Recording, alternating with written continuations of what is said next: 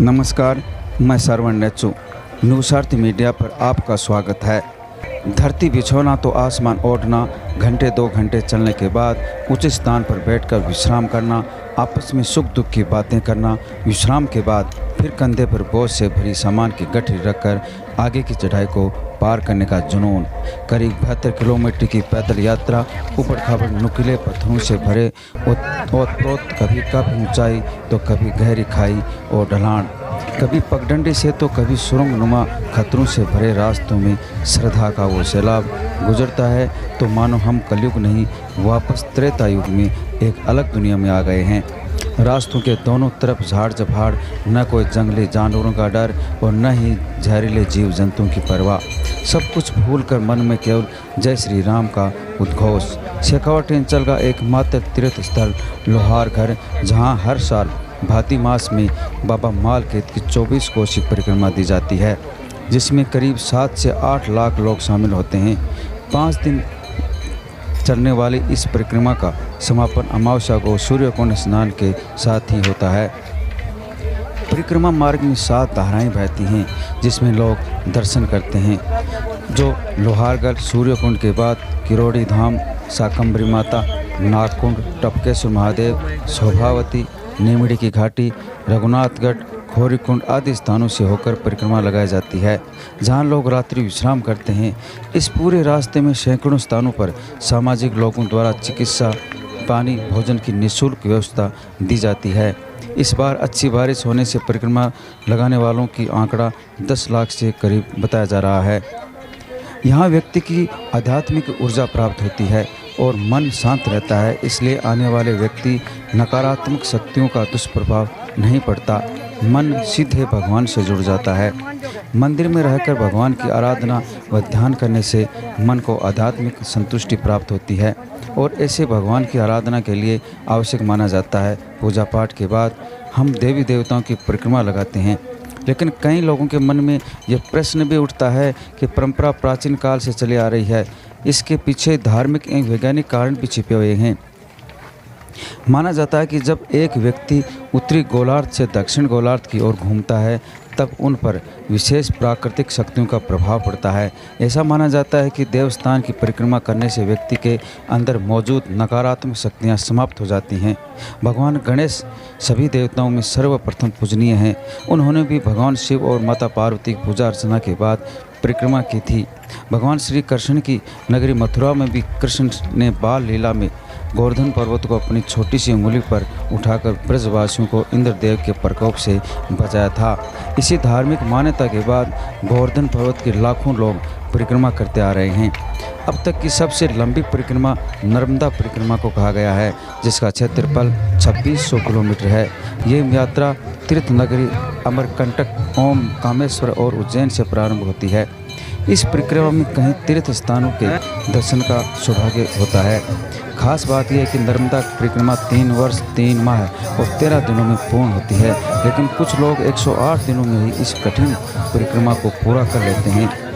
परिक्रमा लगाने के पीछे धार्मिक ही नहीं बल्कि वैज्ञानिक कारण भी जुड़ा हुआ है। माना जाता है कि जिन जगहों पर हर रोज़ पूजा होती है, वहाँ एक सकारात्मक ऊर्जा विद्यमान रहती है। जब इस ऊर्जा में मनुष्य प्रवेश करता है तो उसके मन में शांति आती है और आत्मबल मजबूत होता है।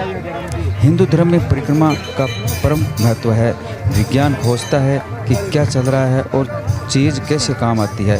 धर्म इस बात पर अधिक जोर देता है कि चीज़ क्यों होती है और सही और गलत की प्रकृति क्या है। धर्म और विज्ञान के बीच संबंध में ऐसी चर्चाएं शामिल हैं जो प्राकृतिक दुनिया, इतिहास, दर्शन और धर्मशास्त्र के अध्ययन को वापस में जोड़ती है।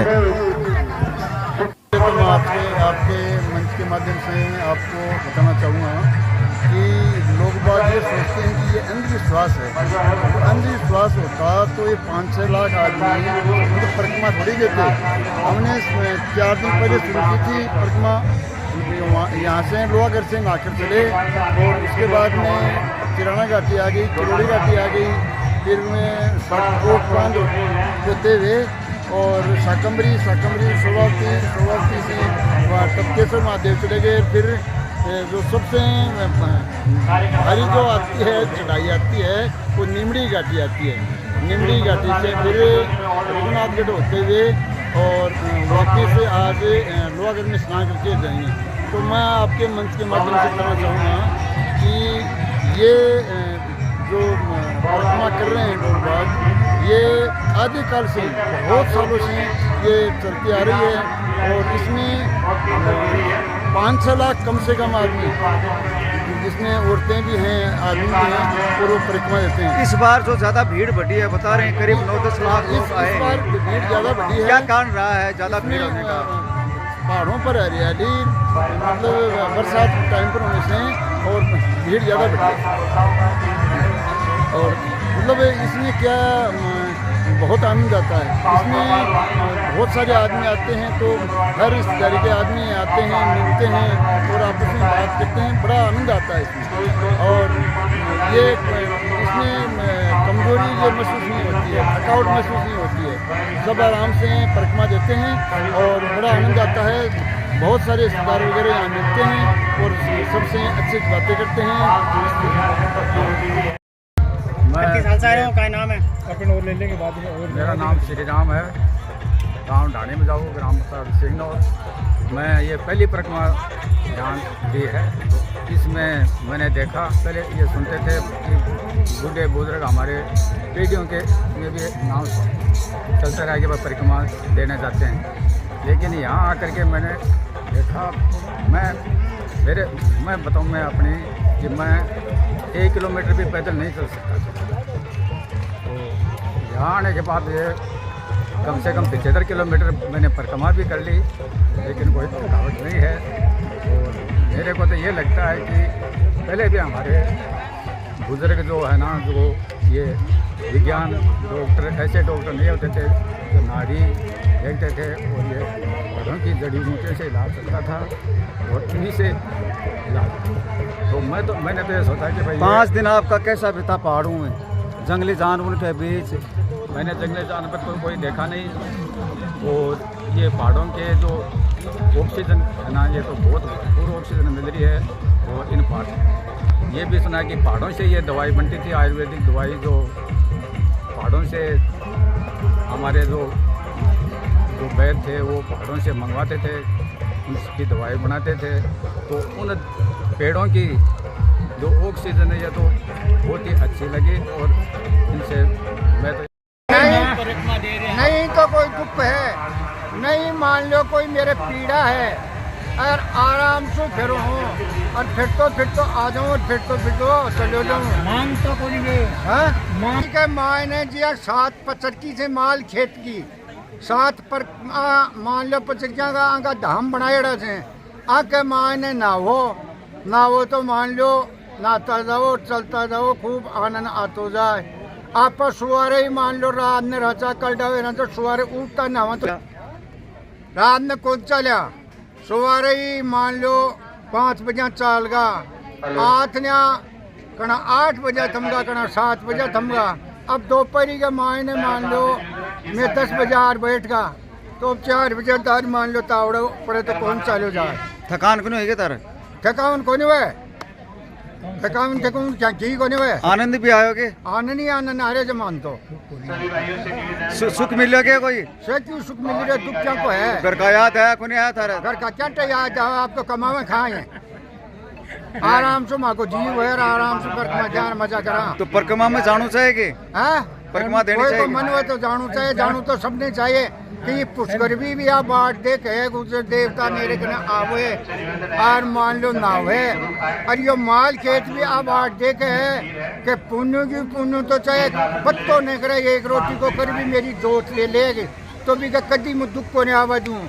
और आत्मा थे, आत्मा परमात्मा से साथ कि पुराने समय से पूर्वज है वो हमारे इसी को मान रहे हैं और एक धार्मिक रूप के अंदर इसको मान रहे हैं। इसके साथ साथ में आज विज्ञान है वो कितनी प्रगति कर गया है, लेकिन उसके बाद भी ये धार्मिक आस्था से जुड़ा होने के कारण और इस भागम भाग जिंदगी के अंदर लोग हैं वो 5 दिन बड़े इन वादियों के अंदर अपना समय व्यतीत करते हैं, सब कुछ भूल करके, और केवल उनका एक ही उद्देश्य है कि किसी भी प्रकार से किया जा सके। तो इस तरह से ये धार्मिक रूप से, सामाजिक रूप से, प्राकृतिक रूप से और शारीरिक रूप से ये परिक्रमा है वो मनुष्य के लिए बहुत ही लाभदायक है। किस प्रकार से पहाड़ियों के ऊपर चढ़ना, इस अरावली की पर्वत श्रृंखला के अंदर भागम भाग जिंदगी के अंदर 5 दिन तक व्यक्ति वो आराम से रहे, मैं तो ये सोचता हूँ इससे बढ़कर जीवन के पल है वो हो नहीं सकते। 24 कोस ये परिक्रमा मानी जाती है,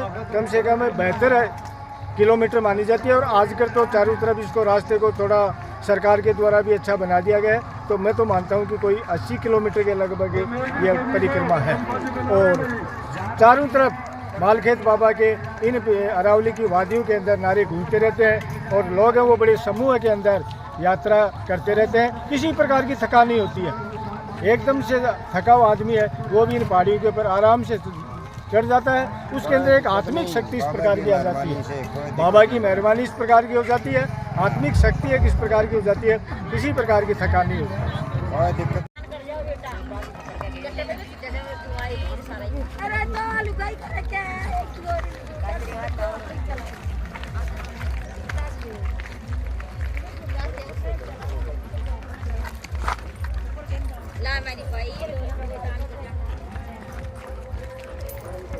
दे जाओ मेरी भाई 2-2 रुपया का दान।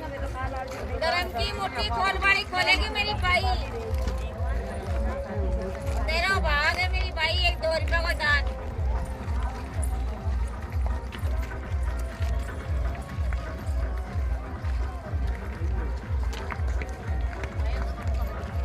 नहीं भाई 1-2 रुपया का दान अरे तो देखो नसीब बटवा है 1 रुपये में 1 रुपये जाऊँ।